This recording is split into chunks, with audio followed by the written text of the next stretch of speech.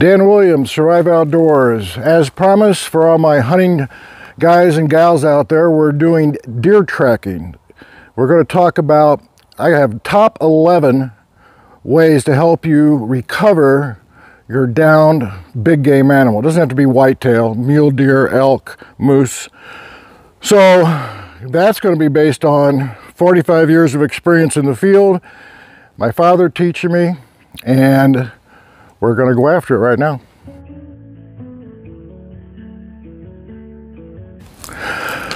So when I was young, 10, 11, 12, hunting was not a sport in my family. It really wasn't. We didn't have a lot of money, and I didn't realize this until I got about 17, 18, that hunting was a livelihood. And all those anti-hunters out there, you need to realize and you need to step in other people's shoes before you start getting all derogatory on hunters. Yes, there's a small percentage out there that are the big game trophy hunters, fly out to Africa, drop a few million. And then you have this population out there that literally live on the food that they kill. In the springtime, it was fishing, stocking the freezer. In the summertime, it was trout lines, 100 hook trout lines, catching 50, 80, 70 catfish, cleaning for half a morning, stocking the freezer. Fall, it was looking for hickory nuts, pecans, cleaning those out in the wintertime, stocking the freezer. It was all types of hunting, stocking the freezer. So you need to understand where the person's coming from a lot of time. That tradition carries on. When I got older, I realized it was a sport. It still is, puts food in my freezer. So I stopped for about 8 years, and this year I'm going to be back at it again. One of the things my dad would look at, he was extremely frugal, cost of license, cost of gun, cost of shells, nowadays cost of clothes. I mean, there's a lot of expense that goes into hunting. So you don't miss when you hunt when my dad was alive. You don't miss, trust me. And that is really important and parlayed into some of the things I'm about to teach you in terms of tracking your big game. So number one, preseason practice. So you say, well, that's not tracking. No, that's the most important part of tracking is practice and sighting in your gun and sighting in your bow. So with rifles, shotguns, you know, I want to see, or my father wanted to see, 5 shots within a 4-inch circle at 25 yards. At 50 yards, I got a little leadway, and that was about 6 inches. So about like that.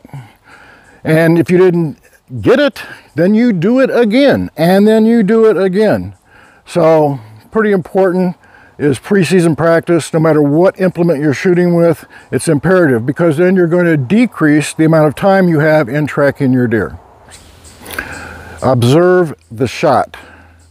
So a lot of these I'm going to teach you, you really have to understand. You're going to be very anxious, you're going to be very excited. Hopefully that'll dissipate a little bit with time, but you need to observe the shot and the deer or whatever you're hunting.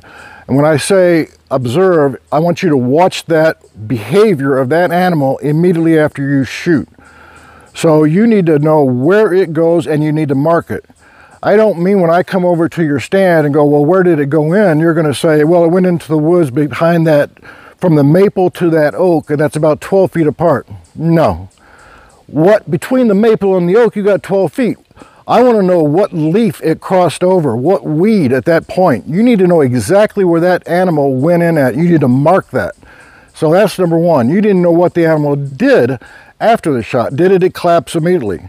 Did it collapse front forward, or did his hind haunches fall to the ground first? Did it collapse and get up? If it did it wobble? Which way did it go? Mark the spot. And then we're going to talk a little bit about blood trail, but it's really important to assess that animal's behavior. That's going to give you a ton of information in terms of how it was hit, where it was hit. The vast majority of the 60 deer I've killed, when they're hit in a vital area, they will run immediately. And when they do run, they will run 100% 90% of the time, they will not flag. They'll run full speed, but they're injured, they're hurt, and that tail will be down. So look for that. If they flag, not a great sign. Now, it's not 100%, but the vast majority. Number 3 is the blood trail. Now, I used to do forensic psychology, and I worked with a couple police departments, and I've been on a few scenes of a homicide, and I've done hundreds of psychological assessments on perpetrators.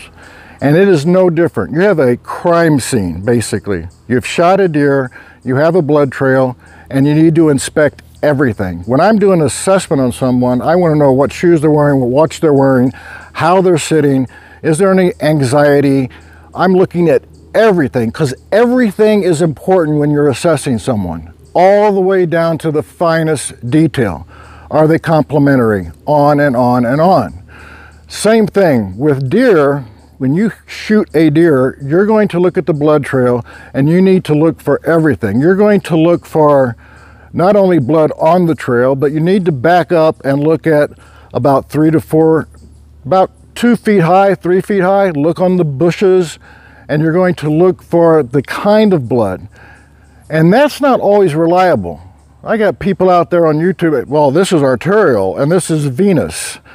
No. Okay, so we're going to talk about that briefly. Arterial blood, yes, it's going to be bright red.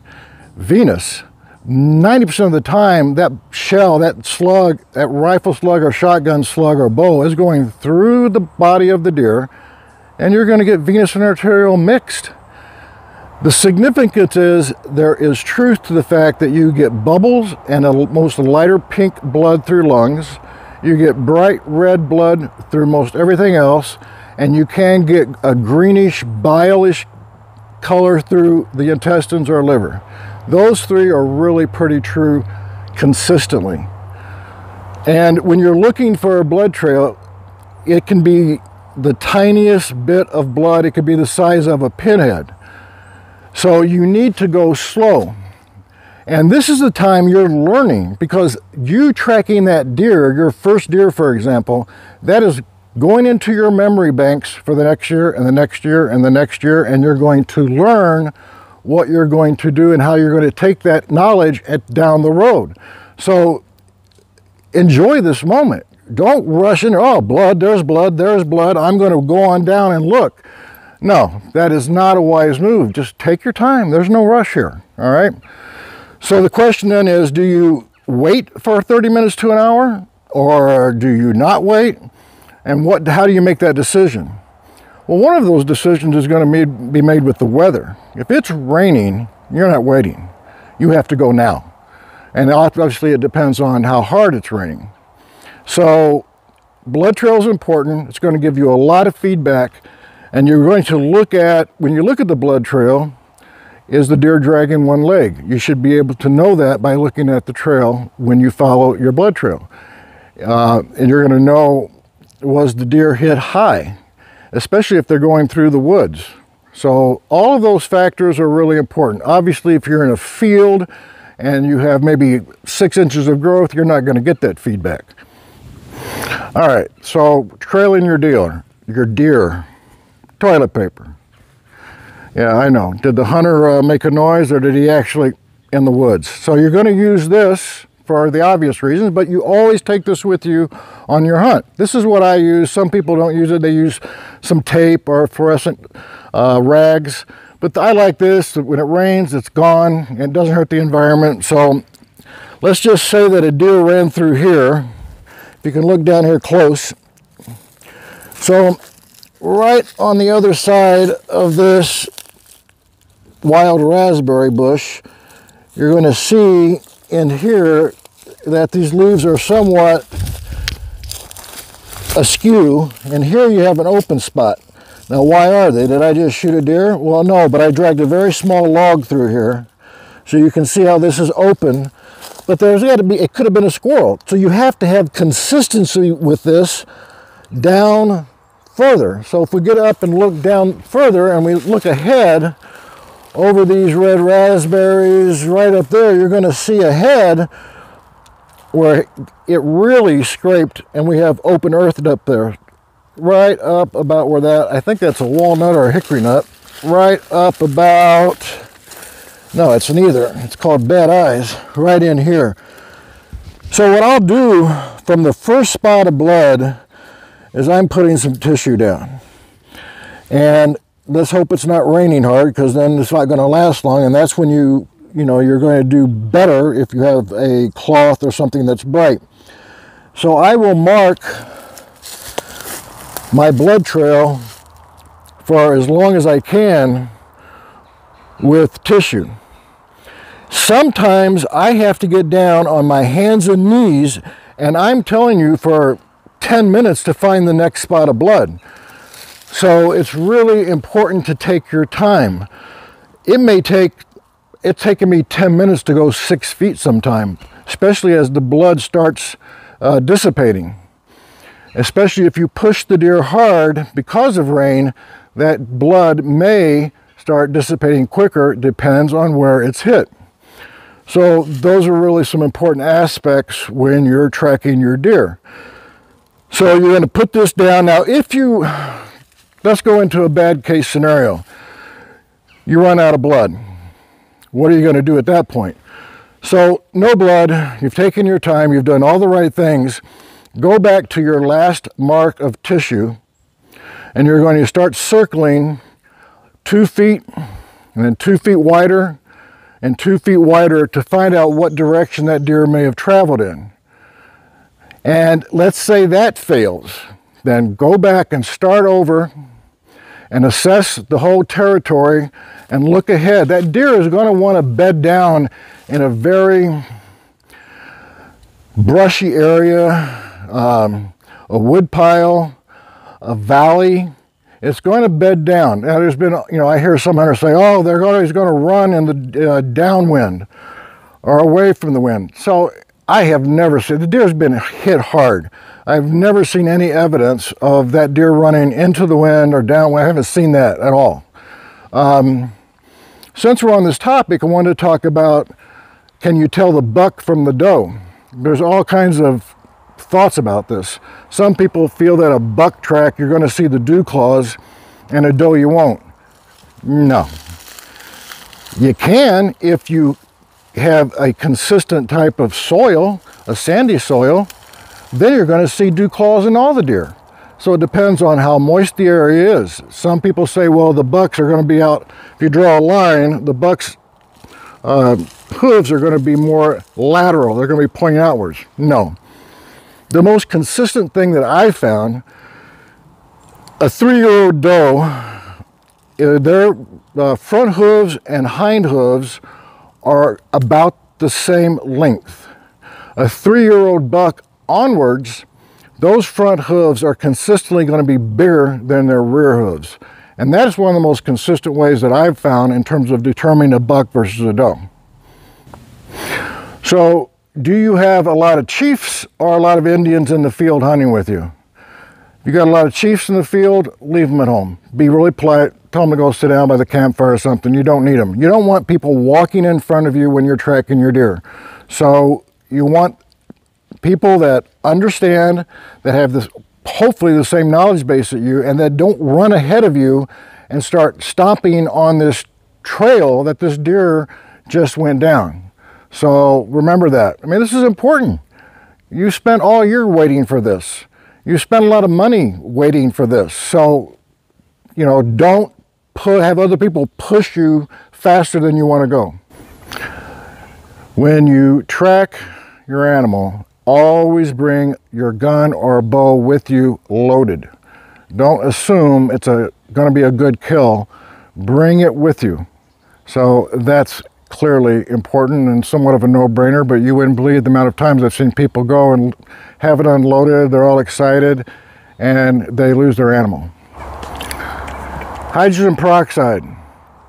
So you can take this, put it in a spray bottle, make sure it's dark, because it will basically, the light will oxidize it and it won't work as well at all. So it's in a dark bottle, put in a spray bottle, keep it in your truck, and as last resort, if your blood is thinning out, what you can do is you can take this peroxide, get on your hands and knees and start spraying it ahead of you.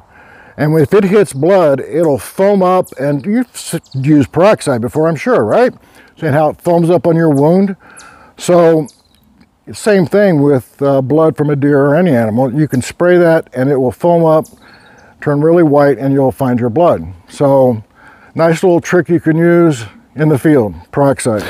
So one of the last resorts, if you've still lost your deer, and if you can get 3 or 4 people to help you, this usually has a high rate of success. It clearly depends on the boundaries of the property, the structure of the property, and how many people you can get. But it does have a high rate of success.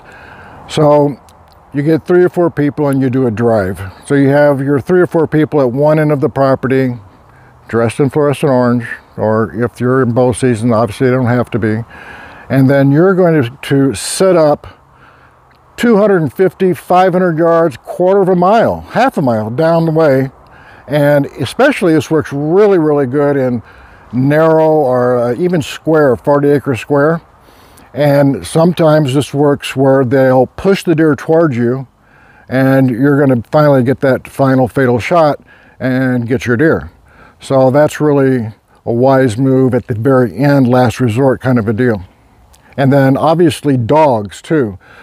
I've been on 2 excursions tracking deer with dogs, and if the dog is well trained, it's fantastic. However, the dog can also get sidetracked. You'll get rabbit, pheasant up, and it'll get sidetracked. So it depends on the dog. Study the anatomy of the deer. I mean, don't get you some fly-by-night chart, some sketch, because something like 60 to 70% of hunters, they believe there is a space between the spine, the vertebrae of the deer, and the lungs. And not true. The lungs go all the way up, almost to the top of the spine.